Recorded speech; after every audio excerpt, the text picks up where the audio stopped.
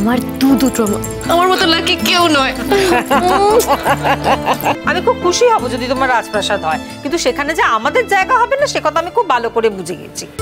তোমার মতো রান্না এই তল্লাটে আর কেউ করতে পারে না, আমি তো কোথাও খাই। এই রত্নটিকে চিনতে পারলে না বাসা? তোমার উপরে আমি ভরসা করতাম এই বলে যে তুমি মানুষ চিনতে ভুল করবে না।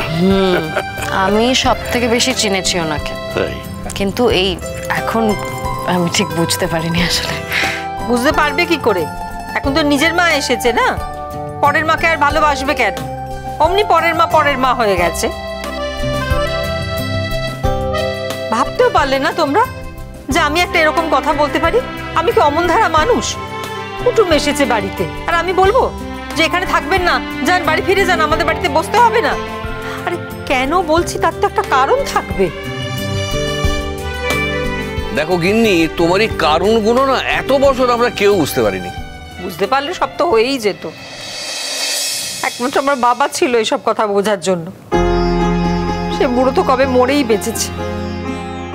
তোমরা যদি বুঝতে পারতে তাহলে তো হয়েই যেত।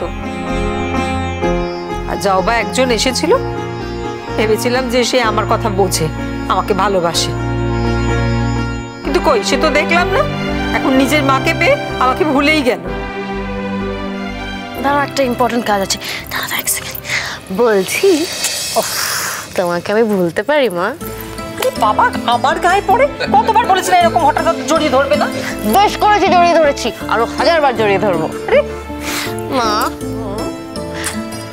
আমার দুটো মা, আমার মতো লাকি কেউ নয়।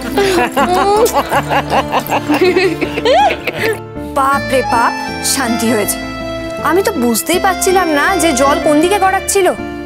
কি খারাপটাই না লাগছিল। হ্যাঁ, খারাপ লাগছিল। তুমি আর আমাকে চিনবে কি? আমার নিজের পেটের মেয়েই আমাকে চিনতে পারলো না। আর একজনের কথা তো আমি বাদই দিলাম। আসবেন, মেয়ের যখন রাজপ্রাসাদ হবে তখন সেই রাজপ্রাসাদে থাকতে আসবেন। আমি বুঝে গেছি বাবা।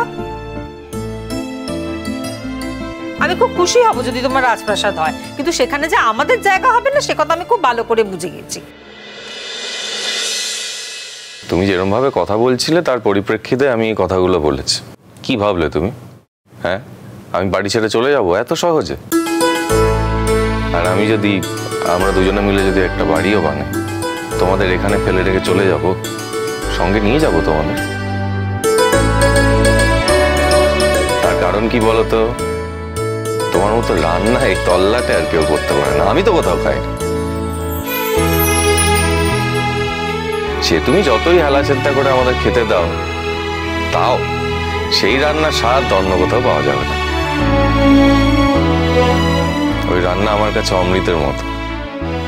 ওই অমৃতটুকু না জুটলে আমার শরীর চলবে না, ক্ষয় হয়ে যাবে। আর আমার বউ তো তোমার মতো রান্না করতে কোনোদিন পারবে বলে আমার মনে হয় না।